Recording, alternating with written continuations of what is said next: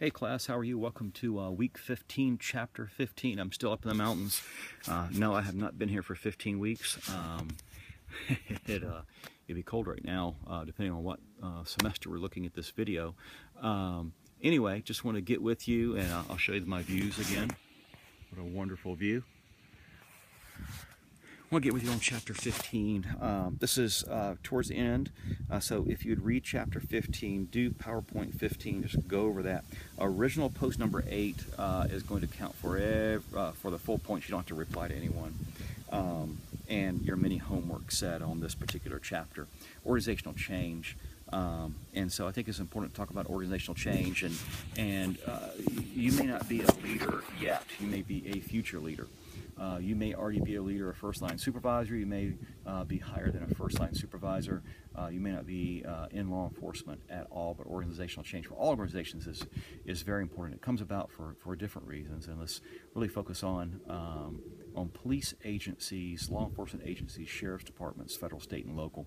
And there's different reasons why change occurs. Certainly, it could be a single catastrophic event.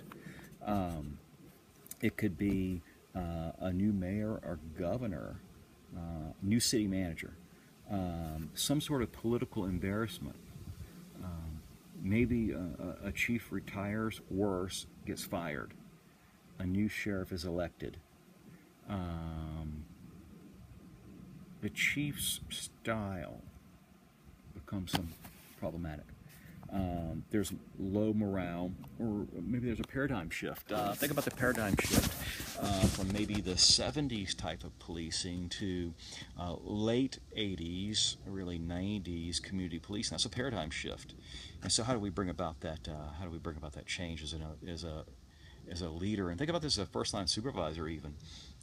You're a newly promoted supervisor, and you're going to a squad that may have been established for a while. They had a former leader that left on good or bad terms. Maybe they were promoted, maybe they were fired. And now you're taking over that squad, and you have some goals that you want. And so within your unit, that's unit change. That's organizational change within the organization that you have influence over. But you could be a chief and have a widespread change. And how do you do that? A couple of different terms that come about, maybe not in the chapter, but a couple of different terms that I think of is transactional leadership style and a transformational leadership style. Transactional means I give you something, you give me something, and I think that's a style of leadership if you want the minimum to be met, and that's about it. I don't think you would be happy as a leader. I don't think the individuals would be happy as followers at all.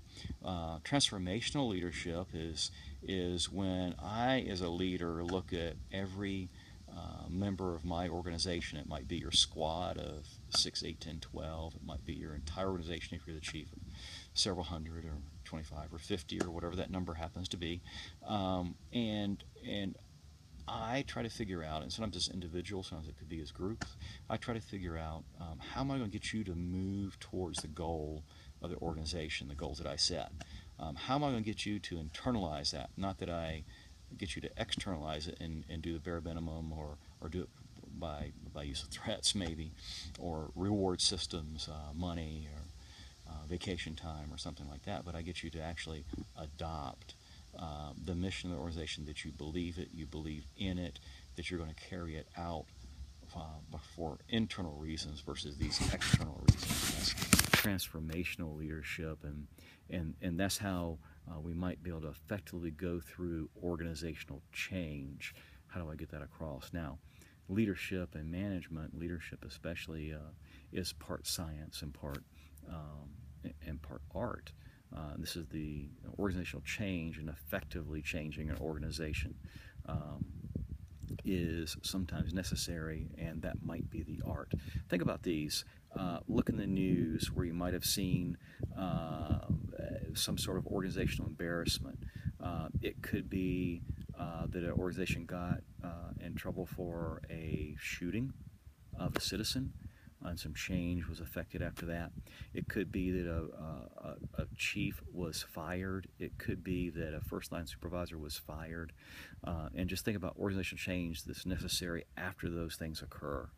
a school shooting in your area. Think about a school shooting and the police response to that, and how your organization now may need to change as a police agency in reference to that school shooting, whether you successfully mitigated or didn't successfully mitigate it, what type of changes might take place. And I think we can look at many different examples of that. Hope you're having a great week. This is towards the end here. Hope you have a great time on the final, and good luck in future classes.